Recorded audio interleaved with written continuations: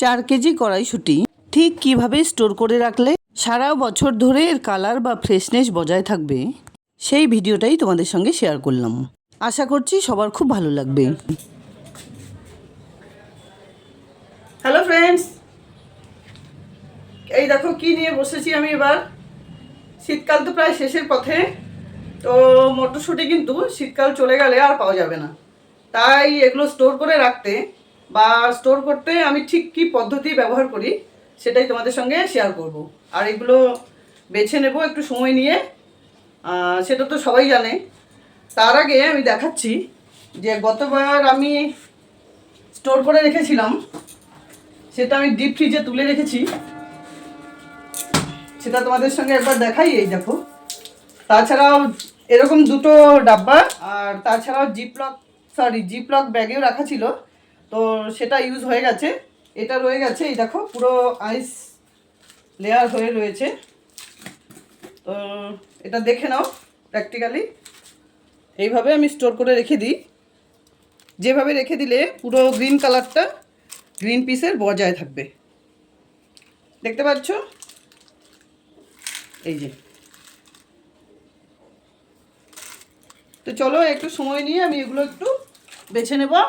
তার আগে এটা রেখে দিই, এটা এবার ইউজ করে নেব, আর ওইগুলো সারা বছরের জন্য রেখে দেবো। এবারে একটু সময় নিয়ে এগুলো আমি আমার ডাইনিং টেবিলে বসে বেছে নেব। কড়াইশুঁটি বা মটরশুঁটি এখন কিন্তু 20 টাকা কিলো যাচ্ছে, তাই যত তাড়াতাড়ি সম্ভব এগুলো কিনে এভাবে স্টোর করে রেখে দাও। দেরি করলে নিজেদেরই লস। এখানে আরেকটা কথা বলার আছে, স্টোর করে রাখতে হলে অবশ্যই ম্যাচিওর মটরশুঁটি নেওয়াই ভালো। আমার কর্তা আর আমার হেল্পিং হ্যান্ড দিদি মটরশুঁটিগুলো বেছে নিতে হেল্প করেছে আমায়। তো সমস্ত মটরশুঁটিগুলো বেছে নেবার পর বড় একটা গামলাতে বেশ কিছুটা পরিমাণে জল দিয়ে 1 টেবিল চামচ করে নুন চিনি মিশিয়ে দিলাম। কিছুক্ষণ পর জলটা ফুটে এলে মটরশুঁটিগুলো মিশিয়ে দিয়ে কন্টিনিউ এভাবে নাড়াচাড়া করে 1 থেকে 1.5 মিনিট এভাবে বয়েল করে নিতে হবে। এই সময়ের বেশি কিন্তু বয়েল করার দরকার নেই। তারপর সঙ্গে সঙ্গে অন্য একটা ঝুড়িতে ঢেলে দিয়ে জল ঝরিয়ে নিতে হবে। তারপর ঝুড়িটাকে তুলে নিয়ে অন্য একটা গামলাতে 1 বাটি পরিমাণে আইস কিউব দিয়ে পরিমাণ মতো জল দিয়ে তার মধ্যে সমস্ত মটরশুঁটি ঢেলে দিতে হবে। কন্টিনিউ উপর নিচে এভাবে 2-3 মিনিট নাড়াচাড়া করে নিলে কড়াইশুঁটির কালার অনেক দিন পর্যন্ত এরকমই থাকবে।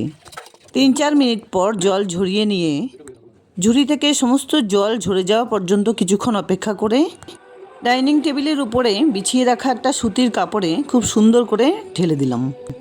যতটা সম্ভব পাতলা করে এটাকে মেলে রাখা যায় সেভাবে মোটামুটি 45 মিনিট বা 1 ঘন্টা মতো মেলে রাখতে হবে, যাতে মটরের গায়ে লেগে থাকা সমস্ত জল শুকিয়ে যায়। আর যদি খুব তাড়া থাকে তাহলে এরকম কোনো শুকনো টাওয়েল দিয়ে কন্টিনিউ এভাবে নাড়াচাড়া করে মটরগুলোকে মুছে নিতে হবে। কিছুক্ষণ রেখে দেবার পর কড়াইশুঁটি বা মটরশুঁটি থেকে যখন জল সম্পূর্ণ শুকিয়ে যাবে ঠিক তখন এরকম কোনো জিপলক ব্যাগে বা কোনো এয়ারটাইট টিফিন বক্সে বা কোনো এয়ারটাইট ডাব্বাতে ভরে মটরগুলো রেখে দিতে হবে। আর হ্যাঁ, এগুলো কিন্তু ডিপ ফ্রিজেই রাখতে হবে।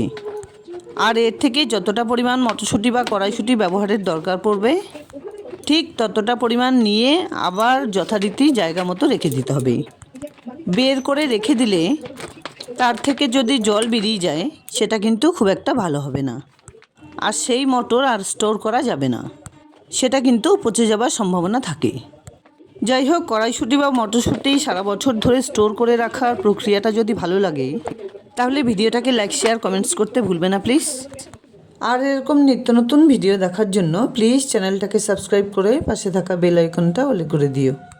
দেখা হচ্ছে নতুন কোনো ভিডিও নিয়ে। ভালো থেকো, ধন্যবাদ।